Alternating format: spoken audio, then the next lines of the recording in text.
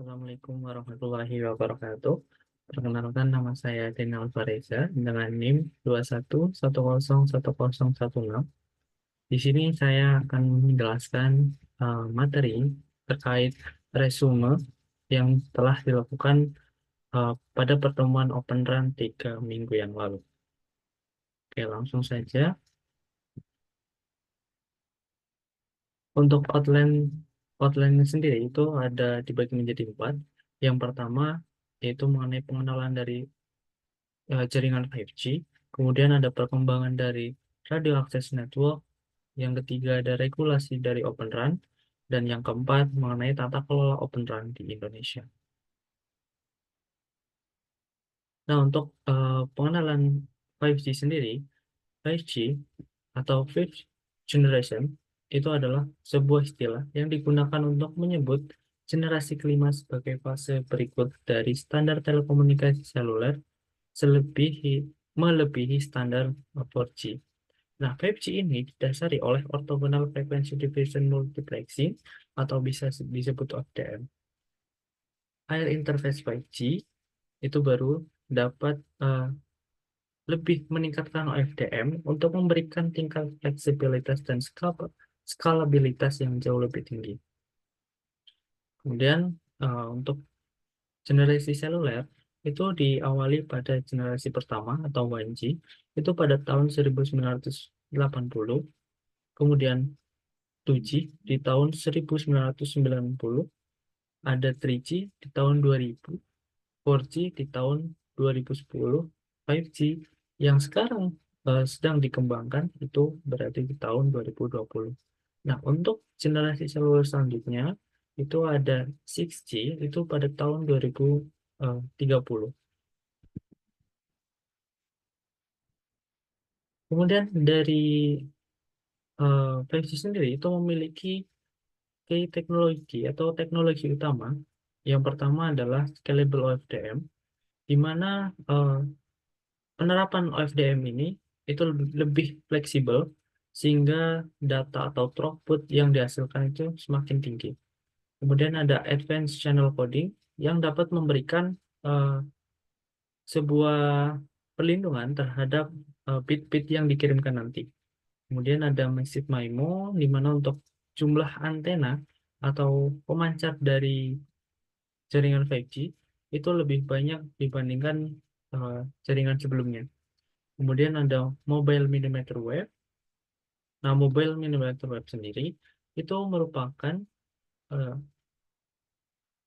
gelombang yang berukuran sangat kecil dengan menggunakan frekuensi tinggi untuk daya pancarnya. Kemudian selanjutnya ada mengenai arsitektur 5G, itu ada dua, yaitu NSA, SA. Nah, untuk NSA sendiri, itu terdapat uh, dua buah radio access network dengan satu buah core. Nah, itu biasanya untuk core-nya itu ada core dari 4G sendiri. Nah, tujuan NSA ini itu biasanya untuk menghemat biaya dari penerapan 5G secara langsung, sehingga operator tidak perlu menggelontorkan banyak biaya terkait penerapan 5G secara langsung. Kemudian ada uh, arsitektur SA atau standalone. Nah, arsitektur SA ini itu biasanya dari operator sudah mendeploy atau mengaplikasikan secara langsung 5G, di mana untuk radio access networknya itu sudah dari 5G dan core networknya juga dari 5G. Kemudian selanjutnya itu adalah macam-macam dari eh, opsi. Nah, yang pertama itu ada option 3, itu digunakan untuk eh, network arsitektur dari NSA. Nah, option 3 ini itu menjelaskan bagaimana G-Node B dan E-Node B itu saling terhubung sebagai eh, user plane dan control plane. Nah, umumnya eh, operator itu biasa menggunakan option 3X dikarenakan untuk data split anchor itu berasal pada G-Node B. Nah, untuk selanjutnya itu ada option 2, itu biasanya digunakan untuk 5G SA atau standalone, di mana untuk G-Node B dan 5G Core itu sudah terdeploy jaringan 5G secara langsung. Kemudian selanjutnya mengenai perkembangan Open Run. Perkembangan Open Run itu dimulai dari generasi kedua pada tahun 1990, di mana kita namakan sebagai JRAN atau GSM Edge Radio Access Network. Kemudian berlanjut ke generasi ketiga atau 3G pada tahun 2000, itu bernama UTRAN atau Universal Terrestrial Radio Access Network. Dan selanjutnya untuk 4G itu ada e-Ultron, merupakan Evolved Universal Terrestrial Radio Access Network. Dan yang terakhir untuk 5G sendiri itu ada 5G RAN atau 5G Radio Access Network. Untuk regulasi Open RAN sendiri itu tidak bisa dinyatakan secara spesifik pada regulasi yang ada di Indonesia, dikarenakan berdasarkan beberapa pernyataan atau beberapa penelitian sebelumnya, untuk Open RAN masih belum terdapat standarisasi atau regulasi yang berlaku secara umum. Nah, Open RAN itu bisa termasuk dalam perangkat telekomunikasi yang sudah diatur pada Peraturan Pemerintah Nomor 46 Tahun 2021 tentang Pos Telekomunikasi dan Penyiaran. Kemudian Peraturan Pemerintah Kominfo Nomor 5 Tahun 2021 tentang Penyelenggara Telekomunikasi.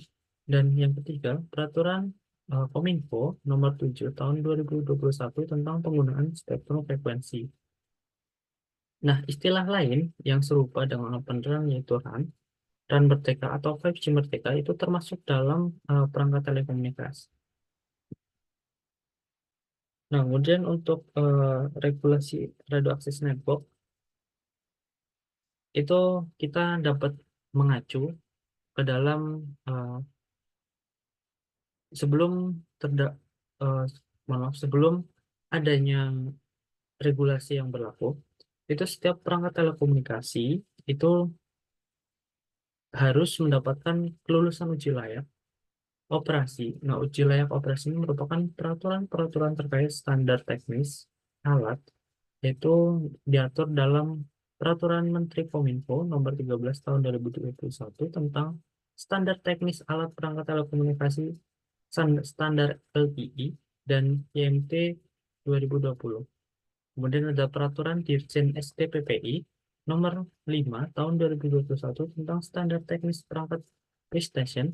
Kemudian ada Station berbasis IMT 2020. Nah, untuk selanjutnya itu merupakan Peraturan Kominfo Nomor 3 Tahun 2024 tentang sertifikasi alat telekomunikasi dan atau perangkat telekomunikasi. Nah, untuk pengujian alat dan perangkat telekomunikasi itu umumnya dilakukan oleh Balai Besar Pengujian Perangkat Telekomunikasi atau BBPPT. Nah, mungkin sekian yang dapat saya sampaikan terkait resume atau ringkasan dari 3 pertemuan 3 minggu yang lalu. Kurang lebihnya mohon maaf. Wabillahi taufiq walhidayah. Assalamualaikum warahmatullahi wabarakatuh.